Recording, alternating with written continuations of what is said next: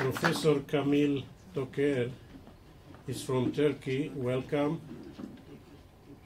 And welcome, Professor Toker. He's the head of the EAMS, European Airway Management Society. So we met there when I was one of the members of this society. And he will talk about technology of visualization in airway management. Please.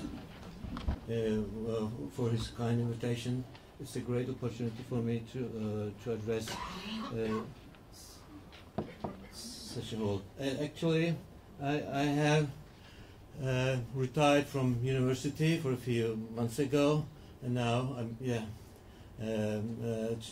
2 months ago I retired from Kocaeli University. 35. Now I'm working for a private hospital in Kocaeli. Kocaeli is a very close city to Istanbul. I know that most of you know Istanbul. I'm trying to manage the hospital as the medical director. Here I am with the during opening ceremony of our new hospital.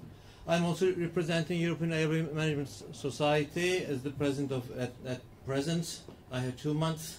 At the end of this year, Robert Greif from Switzerland is going to be our new president. No remote control, sorry about that. It's a pan-European society. It's founded in 2003, which exists to further education in the management of the patient's airway by anesthetists and intensivists. Here comes our board of directors from different countries of Europe. Here is our membership application form. I kindly invite you to be a member of our society. We have members from more than 35 countries from all over the world, not from Europe. You can download it from our website. Please visit our website. Hope to see you next week in Dublin. First World Airway Management meeting to celebrate 20th anniversary of Society for Airway Management and Difficult Airway Society 20th anniversary year of two societies. Hope to see you all there. And it's my pleasure to invite you our third European Congress next year in Valencia. Probably we have to change our date because there's an overlapping with DAS meeting next year.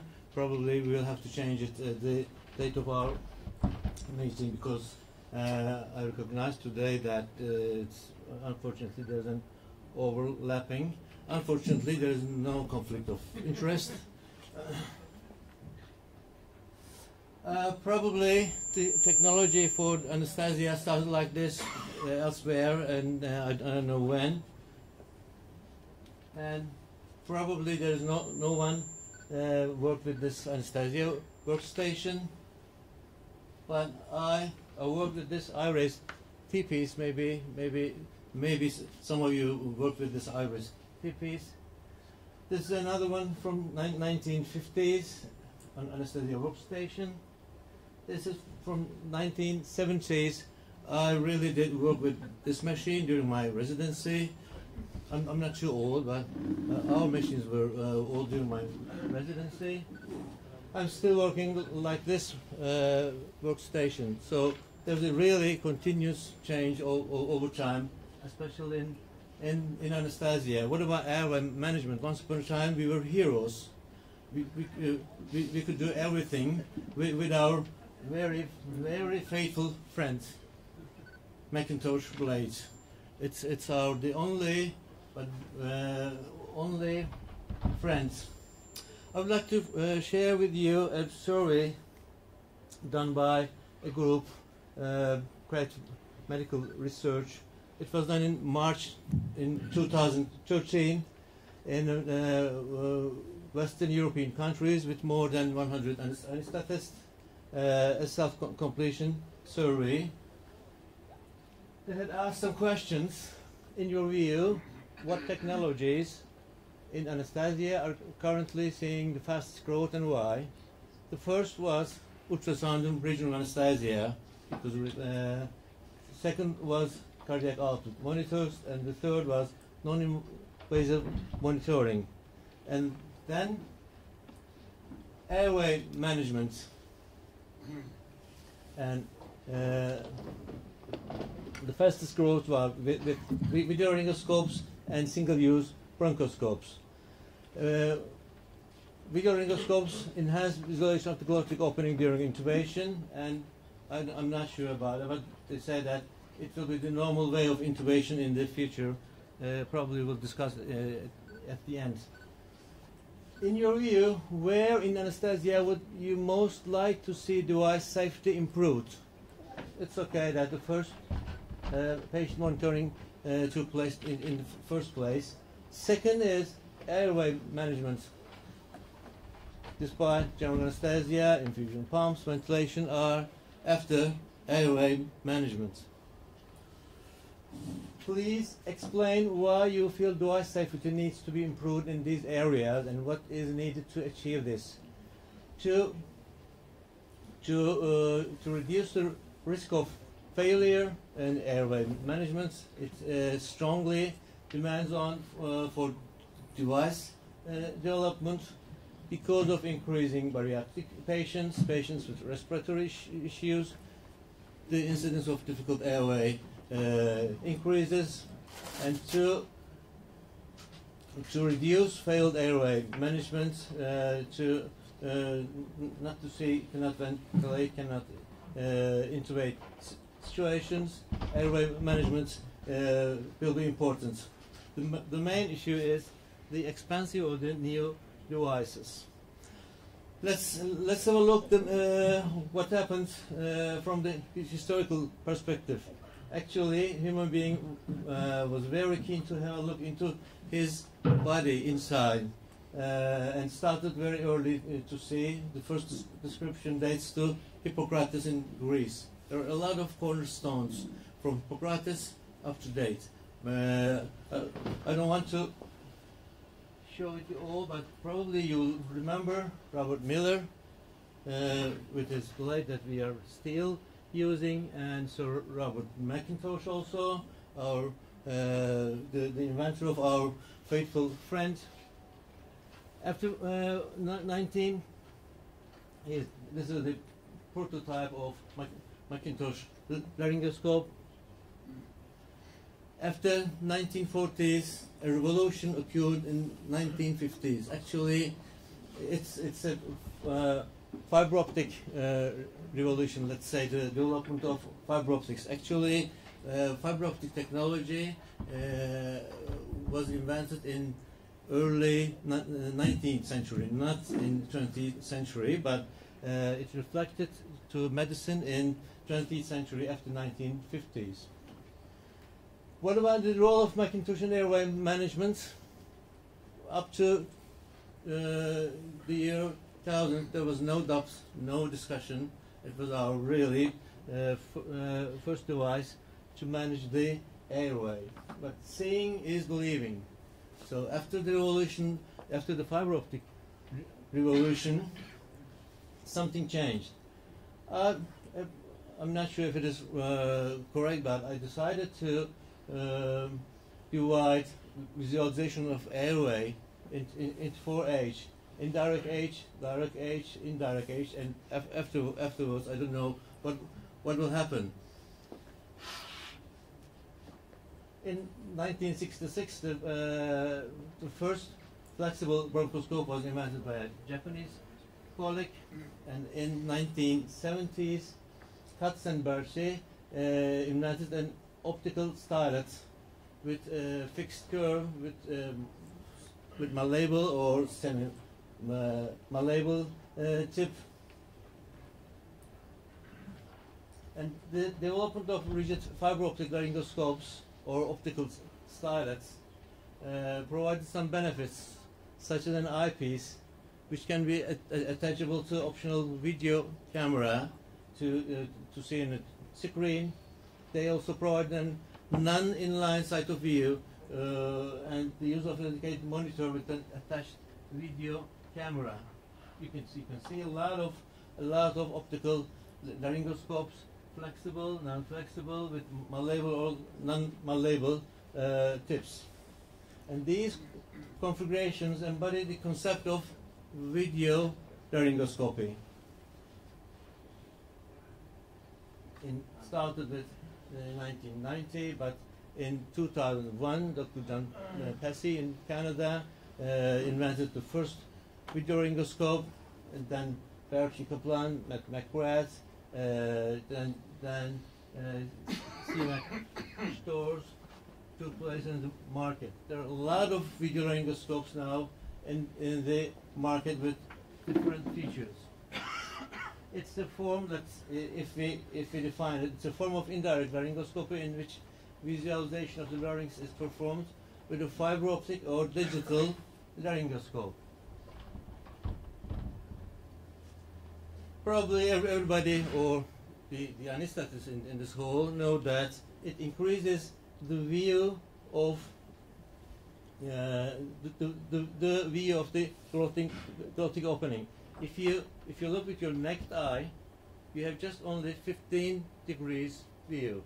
If you use a standard Macintosh blade with video laryngoscope, it will increase up to 60 degrees your view of angle. If you use an angulated blade, it will increase up to 80 degrees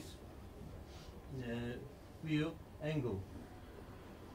It has a lot of advantages, but the better one is magnified better view, increased success rate of intubation in patients predicted or unpredicted difficult airway.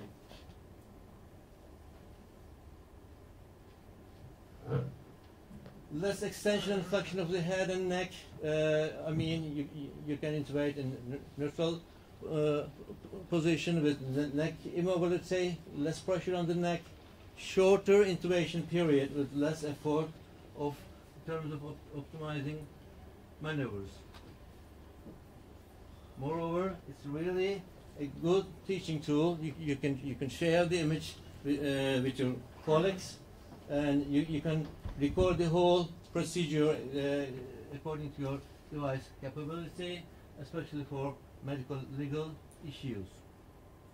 For sure, there are some disadvantages of video laryngoscopy. You have to have an eye-hand coordination, which is not very difficult, and sometimes obscuration of view with blood secretion and fogging can occur. There are some minimal disadvantages. I would like to share my suggestion of classification of video laryngoscopes. This is it seems a little bit complex, but some video laryngoscopes are without channel, some are with integrated channel, some are all-in-one design, some have some monitor on side. Some are with Macintosh type, angulated or angulated blade. Some have recording capability. Some have just one of them has wireless transmission with reusable or disposable blades. Let's have a look a little bit in detail. Maybe it's much more better to see like this. Some of them, you can see some examples here from the market. 9-channeled Macintosh, reusable, or 9-channeled angulated. You have reusable blade with disposable blade. 9-channeled, there's only 2 recording capability or with integrated channel. There's only 1 recording capability, for example. Let's move a little bit quicker. All-in-one design. There are a lot of examples in the market. Each one is a little bit complicated or complex, but maybe it can be simplified with your contributions. At the end, it really looks like, but there is no very clear classifications in the literature for the video laryngoscopes. That's why I try to make a suggestion to classify them. So what will happen? What's going on? What will be next with airway management? Probably continuous airway visualization during procedure and ventilation, without obstruction, without interruption, the ventilation. Here comes one of the latest example, video laryngeal mask. I have used it for a few times for demonstration. It's called total track. It provides continuous visualization during intubation and ventilation. You can use also for during difficult extubation. You can use with again continuous visualization, because difficult extubation is much more important than sometimes difficult intubation. So it's you can use it for difficult extubation. It's really, in my opinion, user-friendly, single operator controlled handheld device, and it has also recording capability. Another device for continuous visualization. It's actually ET tube and the tracheal tube integrated, embedded with a camera inside. Actually, it has three types: for single lumen, for double lumen tube, and for bronchial blocker. Especially for double lumen tube, to place the proper placement of the double lumen, it should be important for continuous visualization. I'll have to confess that I didn't use any this VivaSight, especially for double lumen. It provides again continuous visualization, monitoring for accurate positioning. It provides fast intubation with efficient placement, especially for bronchial blocker and double lumen tube, intraoperative repositioning of the tube, or bronchial blocker. It provides again real-time airway management. But you can use it with standard intubation procedure, which means that it cannot be used for difficult intubation, probably, especially for single lumen. Is not suitable for difficult intubation because of its standard curve. It again provides continuous visualization and constant airway control. And I found from the literature from Israel, from Louis Gattini, who actually he is also representing Israel in European Airway Management Society. Dr. Gattini, they have used VivaSight to intubate the patients via LMA, and with their results are with high success rate, more than 95. It's for sure the intubation time is a little bit longer, not a little bit, much more longer than fast track LMA with via fast track LMA, but it has high success rate. The another new technology which will be much, I believe that it will improve in all part of medicine, not in all airway management. Especially, I believe that during endoscopic surgery, it will improve. I don't know when, but someone will invent that. Wireless transmission will go to the screen, because it will provide a lot of benefits to surgery, to patient also.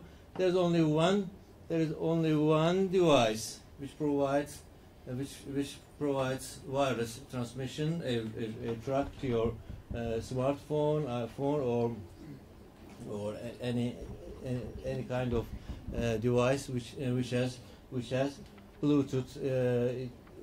It also has a piece of which you can attach your smartphone, and you can use smartphone as a video laryngoscope. And probably when the invention of wireless, they will all disappear. But again, these are new devices in airway management, all in one design with rigid or fiber optic scopes, bronchoscopes. They are again single operator controlled, user friendly.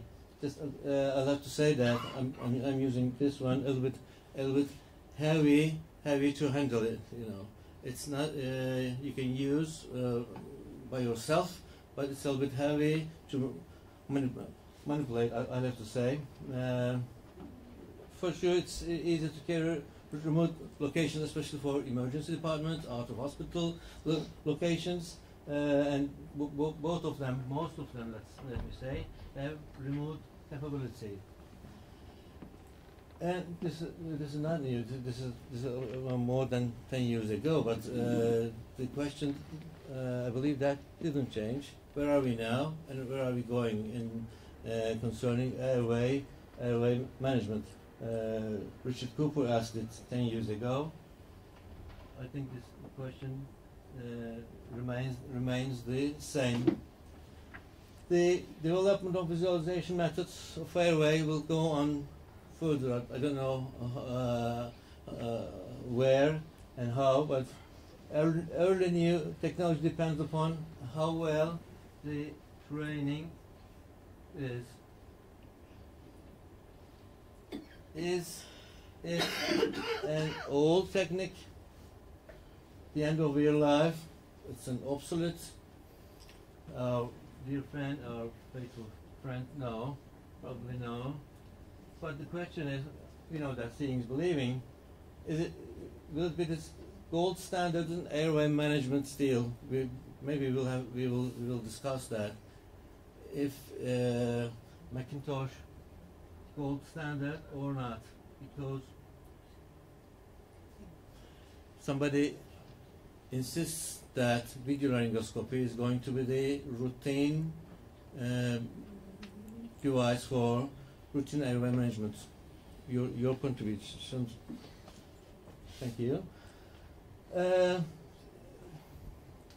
Anyway, if there's a new device, we have to compare it with the conventional direct laryngoscopy, with the other types of new intubation devices to establish their real role of those devices in airway management. The question that we have to ask should not be whether to use, but which one and when we have to use should be the exact question. In some challenging situations, the outcome depends on the use of proper tool that you use. And thank you for your attention on time. Thank you very much. I would like to make a remark and a question. In view of some failure existing with the video laryngoscopy as published by Aziz and others, I think this is a remark. We should not forget that in cases of really predicted difficult airway, we should keep the patient awake and go for fiber optic. Definitely. Because we had problems with people which had overconfidence with the video laryngoscopy. This was a remark. Now a question. We know that since the 80s, the incidence of failed intubation in obstetric anesthesia, and this is a very unclear, obscure field, remains 1 to 200 failed intubations. did not change. So do you think that video laryngoscopy should be mandatory in this place, in the delivery room? Not only video laryngoscopy, the other toys, I usually call them toys. The other toys should be ready in that room, including fast-track LMA, including standard LMA, video laryngoscopy, and I strongly recommend to have McCoy blades. It really works during obstetrics. McCoy video laryngoscope. It depends on your resources. It depends on which device you have. If you have video laryngoscope, push you, but it depends on which device. I want to make a comment about awake intubation. You can use every device for awake intubation. Depends not only fiber optic. You can use you can use also video laryngoscope for awake intubation. It's usually called awake fiber optic intubation. It should be said, in my opinion, awake intubation with such and such. Right. Thank you very much.